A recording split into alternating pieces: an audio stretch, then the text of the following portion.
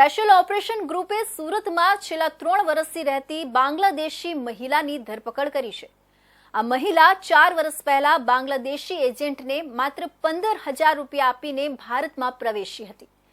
1 વર્ષ મુંબઈમાં રહ્યા બાદ તે છેલ્લા 3 વર્ષથી સુરતમાં સ્થાયી થઈ હતી। સુરતમાં તેણે અલગ અલગ સ્પામાં નોકરી કરી છે।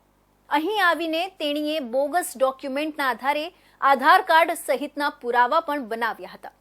પોલીસને તેની પાસેથી બાંગ્લાદેશની નાગરિક હોવાનું ઓળખ કાર્ડ પણ મળી આવ્યું છે। સુરતમાં છેલ્લા 3 વર્ષથી ગેરકાયદેસર રહેતી બાંગ્લાદેશી મહિલાની એસઓજીએ મહિદરપુરા દિલ્હી ગેટ 4 રસ્તા ઇન્ડિયન ઓઇલ પેટ્રોલ પંપ પાસેથી ધરપકડ કરી છે। સ્પેશિયલ ઓપરેશન ગ્રુપની તપાસમાં મહિલાનું નામ રશીદા બેગમ જહાંગીર અલી શેખ હોવાનું સામે આવ્યું છે।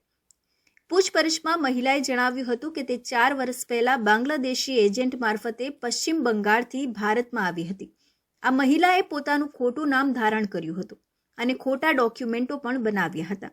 એસઓજી દ્વારા જ્યારે મહિલાની વધુ પૂછપરછ હાથ ધરાઈ ત્યારે તેણે જણાવ્યું હતું કે ભારતમાં પ્રવેશવા માટે તેણે બાંગ્લાદેશી એજન્ટને બાંગ્લાદેશી કરન્સીમાં 15,000 રૂપિયા આપ્યા હતા।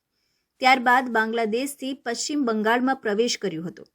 બાદમાં અહીંથી તે અલગ અલગ ટ્રેનમાં બેસીને સુરત પહોંચી હતી।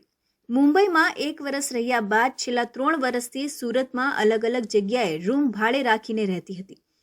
આરોપી મહિલાએ બનાવટી બોગસ ડોક્યુમેન્ટના આધારે ભારતનું આધાર કાર્ડ સહિતના પુરાવા બનાવ્યા હતા। આરોપી મહિલાની પૂછપરછમાં વધુ જાણવા મળ્યું હતું કે તે બાંગ્લાદેશના બરંગા ગામની વતની છે।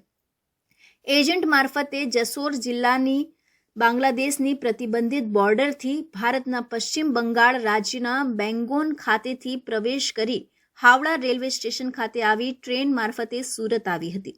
તેની પાસેથી બાંગ્લાદેશની નાગરિકતા પણ મળી આવી છે। પોલીસે તેની ઉપર ફોરેન્સ એક્ટ પાસપોર્ટ રૂલ્સ કાયદાની કલમો લગાવી છે।